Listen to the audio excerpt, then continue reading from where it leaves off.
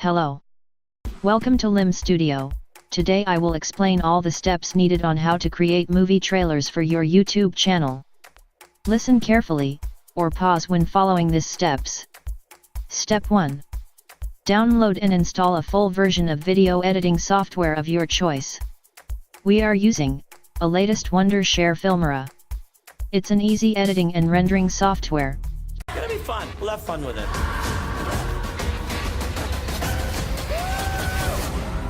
There should be a big red button around here somewhere. Found it. You can download the software in the description below. Step 2. You will need to download and install Mozilla Firefox. A64-bit or 32-bit, this depends on what operating system you are using. Download links in the description below. If you're already using this browser, that's great. Open Mozilla. Open the Option tab, located at the top right corner, click at the gear shift icon, or click the menu icon, then inside the option window at the bottom left corner, select Extensions and Themes. In the search field type the following: YouTube Download Helper. Install this extension and add it to your browser. This extension will be used to download YouTube videos.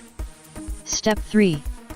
Important: subscribe to the following channels: Universal Pictures, Sony Pictures Entertainment, Netflix, Marvel Studio, Columbia Pictures.